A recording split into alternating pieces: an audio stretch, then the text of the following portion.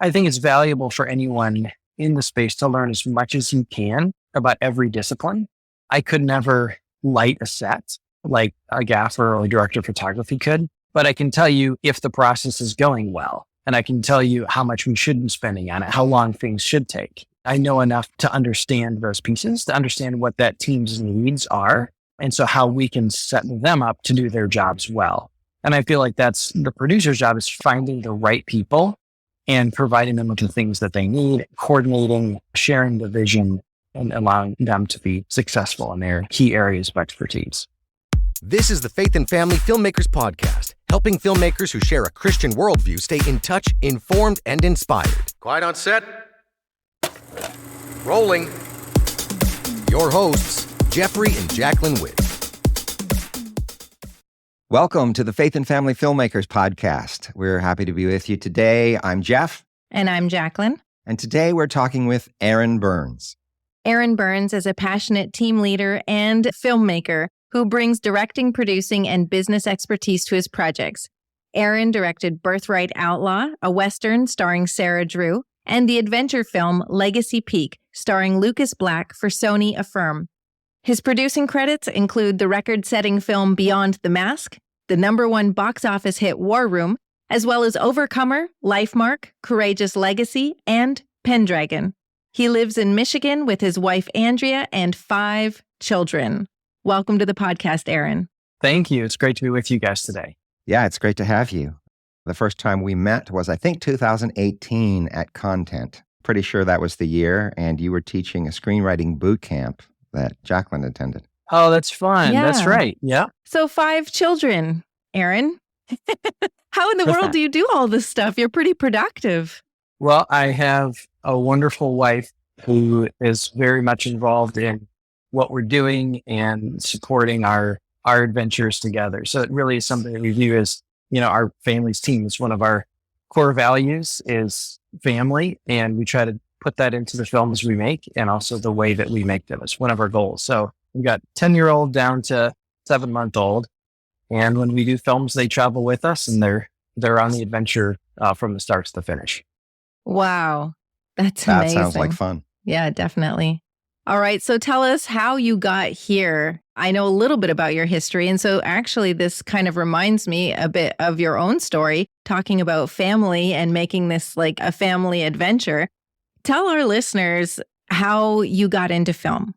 When I was a kid, I had a dad who told me stories almost every night and a mom who gave me good books to read and just invested in us that way, along with many other things. But I just fell in love with imagination and storytelling and the power of how a story could move you.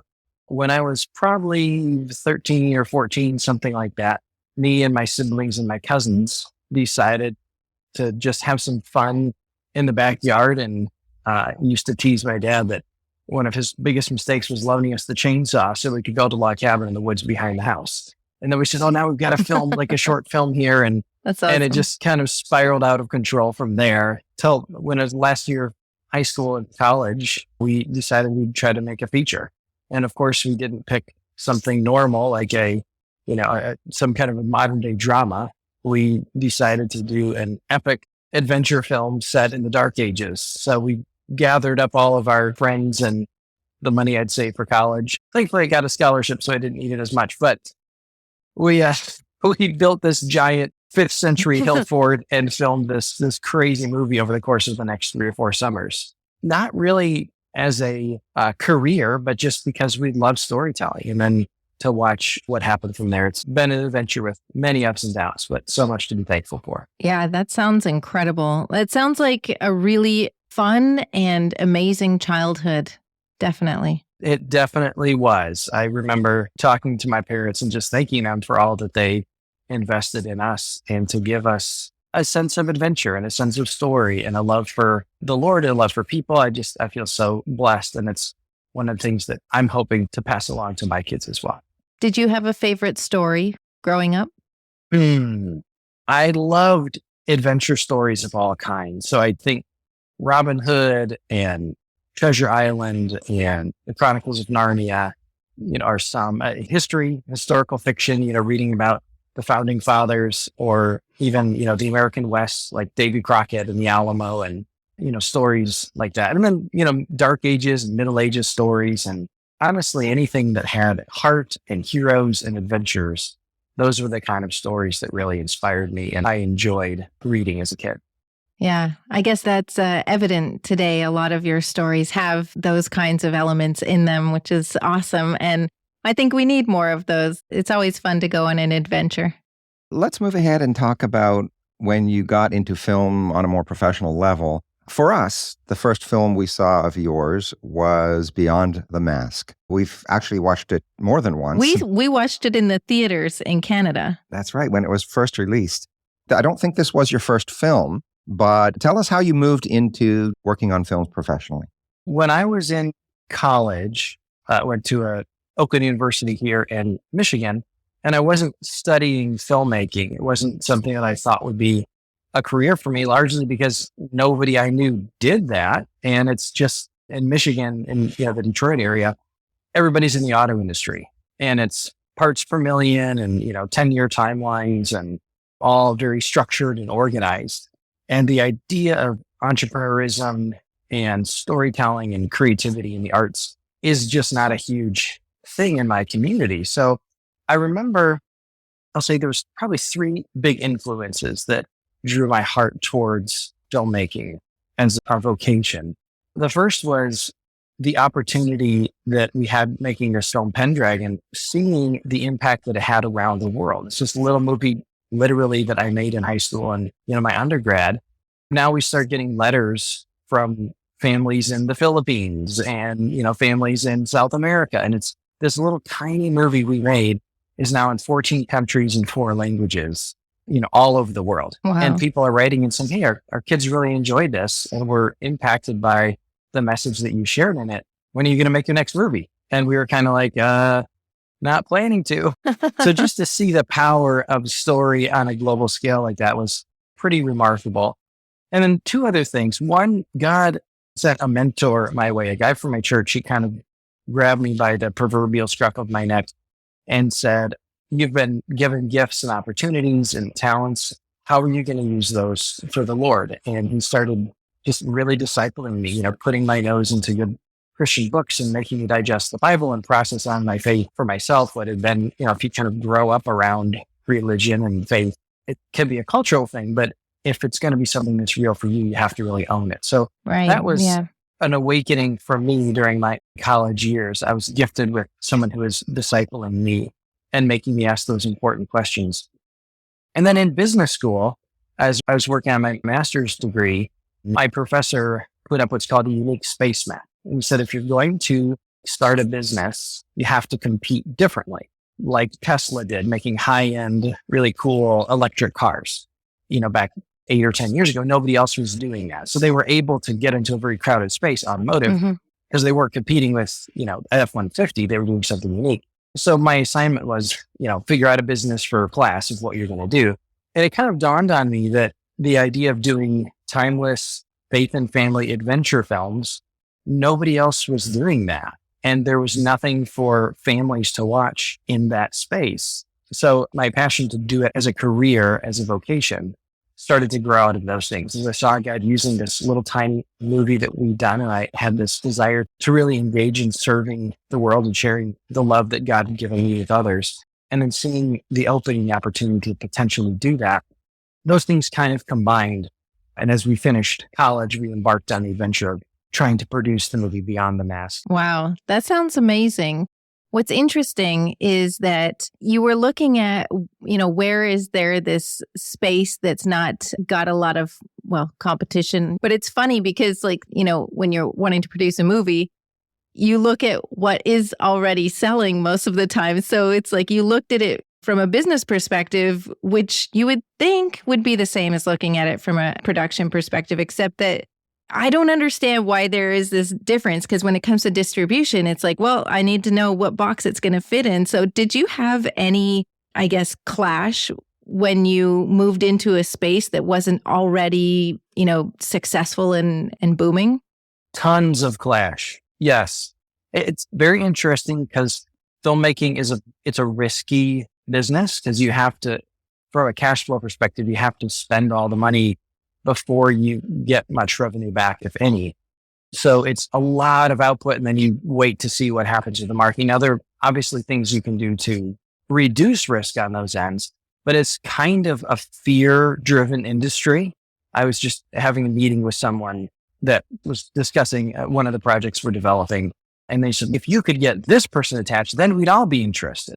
I said, that person wouldn't change anything. It just would make you not look bad if things go belly up because they'd have someone else for you to pawn your excuses off on. Oh. It's a very fear-based, in some ways, industry, which is, you say risk averse or fear-based, but it's more risk averse than it is looking for unique opportunities.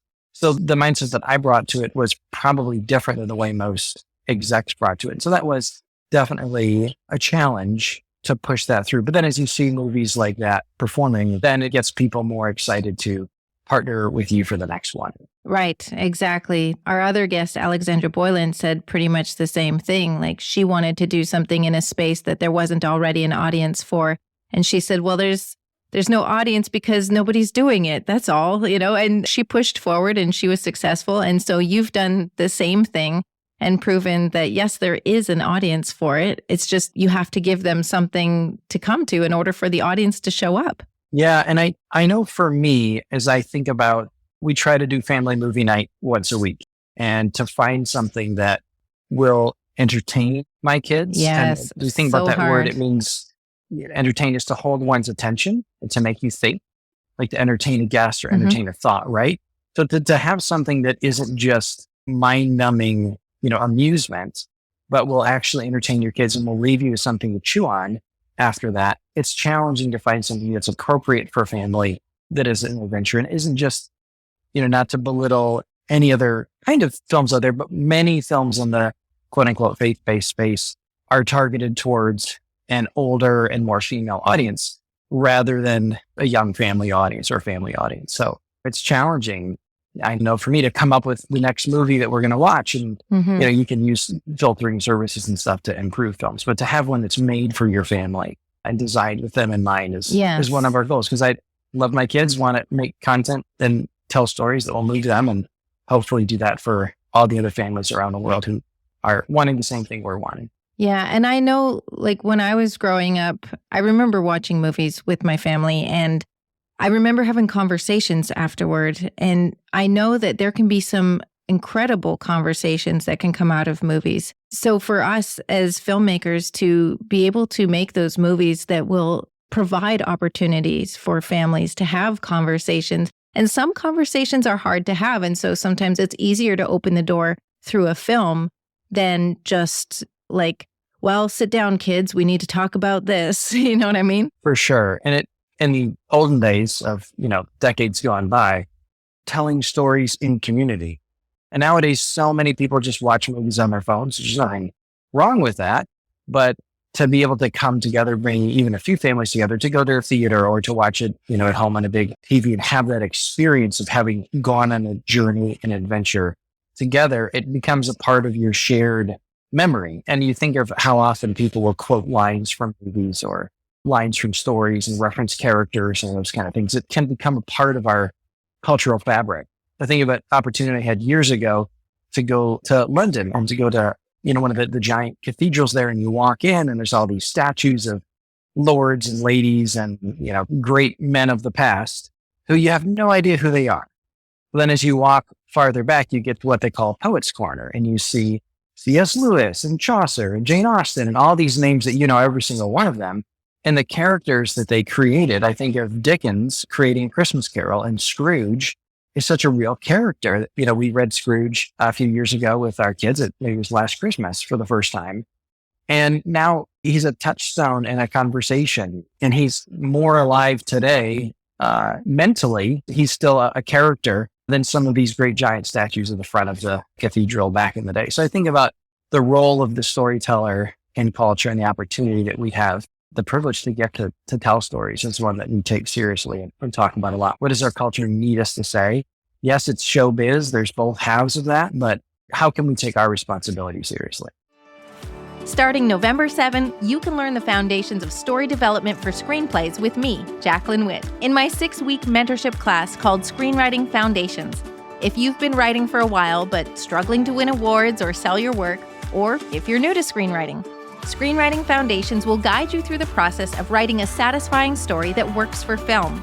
Plus, every student also receives a follow-up one-to-one mentorship call. Class size is limited to 8 students, so don't waste time. Learn more about my Screenwriting Foundations class at faffassociation.com. That's FAFF association.com. Also, the link is in the show notes. Let's talk about producing for a minute. I know you have quite a few producing credits. I was thinking as you were talking about being in grad school and studying business, I don't necessarily think that all producers go that route, but I can imagine that some of what you learned was an asset to you as a producer. Absolutely, Geoff. It's really interesting as you think about the term showbiz. There's the creative elements and there's the business elements. There's kind of also a third that I'd call like the logistic elements. So with any film production, you have to get the financing on the front end and the distribution on the back end. And if those pieces don't work, it doesn't matter how good your movie was, you won't get to make many more films if those pieces don't come together. And if you can't get the financing, you won't ever get to make a movie at all. So that's the part of the challenge, is learning the biz side of it. And then as you move into, say you have the financing in place, you move into production, there's a whole gigantic logistics element of how many shooting days do you have? You have a great location, but it's 5 miles down a 1-lane country road with no parking at the end of it, no bathrooms nearby. So the elements of putting all of the pieces together is what a producer gets the privilege of doing. And I say that every movie starts with oh, wouldn't it be cool if conversation? Wouldn't it be cool if we told this story or explored this theme? And it's the producer's job to get from the wouldn't it be cool if, along the way, serving all of your constituencies, all of your stakeholders, of your crew, your cast, your investors, your financiers, your studio, and your audience. And then getting that idea into the hearts and minds of your audience and gifting them that story. That's the producer's job. And it's the challenge. And when it's bad, it's bad. But when it's good, it's really fun. And it's the joy. A lot of films certainly have multiple producers and various producer roles. Tell us a little bit about that and what role you tend to fill, if you tend to fill one on a more common basis. Yeah, so going back to those analogies, thinking of the 3 areas, there's kind of the creative, the finance, and the logistics. So often the term executive producer gets thrown around as someone who is kind of in the deal-making finance piece. But then there's a bunch of other, associate producer, co-producer. The titles are pretty vague and sometimes poorly defined. Right. But typically I'll look at those kind of areas of business, logistics, and creative, and you can carve those up into different categories. And you need people responsible for those. During production itself, the logistics category, will split up into each one of the departments that's under the team. And if we're like, I look at the movie that I did last year, The Forge, it was Stephen and Alex Kendrick's movie. They were the creative producers on it. So on that one, they didn't ask me, hey, what do you think about the theme? Like, what do you think about the characters? Of course, they invited for my opinion, but that wasn't open for conversation because they were serving that role as the creative producers.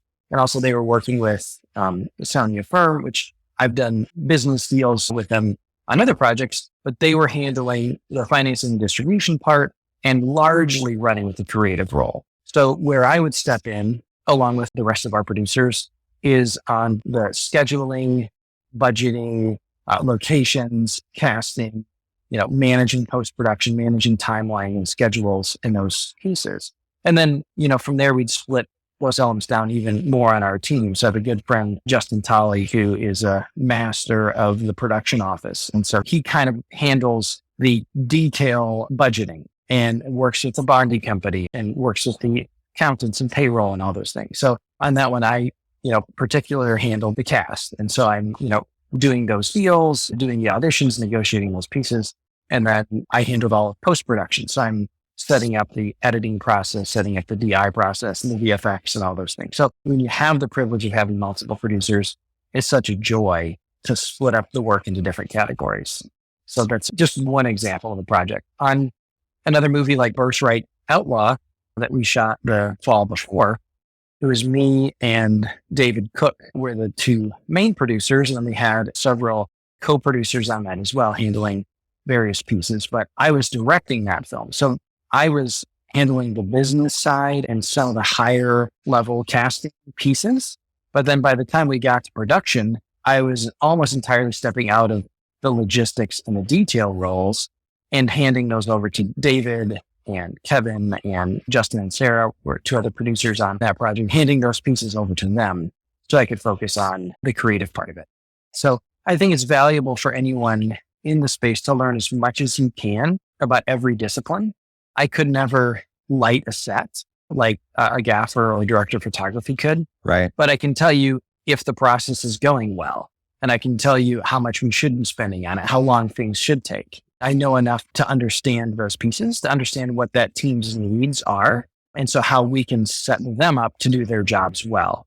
And I feel like that's the producer's job is largely finding the right people and providing them with the things that they need, coordinating, sharing the vision, and allowing them to be successful in their key areas of expertise. That sounds so smart. I like to understand what other people's roles are and what their needs are.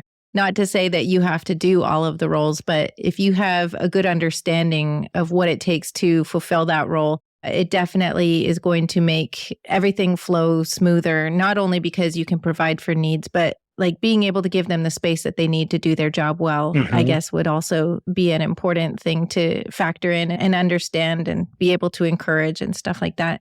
Where can people find you and find your work? So probably the best way to stay up to date is our Facebook page. Our production company we call it Burns and Company. And I'll just take 1 second to talk about that. So the idea of a company, I like to think back to the times of, Robin Hood and Company or Gandalf and Company. The original meaning of the term is a group of adventurers, banded together on a quest. So one of my greatest joys is bringing together a company of adventurers to go on an adventure, to tell an adventure story. So we like to invite people into our filmmaking family and to take them on adventures all over the world. And kind of the core values that we look at as we're looking at what stories to tell, we have 4 words. It's timeless, faith, family, adventure. And our goal is to live out those values as well as to put them on the screen. So you can stay up to date at Burns and Company Productions on Facebook or our website, burnsco.us. Awesome. Well, I'm looking forward to talking with you more in the next episode. Thank you so much for sharing your journey with us today. It has been an adventure. Thank you. Thank you, Aaron. Thanks for listening to the Faith and Family Filmmakers podcast. If you would like email reminders about newly released episodes and more, please sign up at faffpodcast.com/email. That's faffpodcast.com/email. Bringing filmmakers together for faith and family. That's a wrap.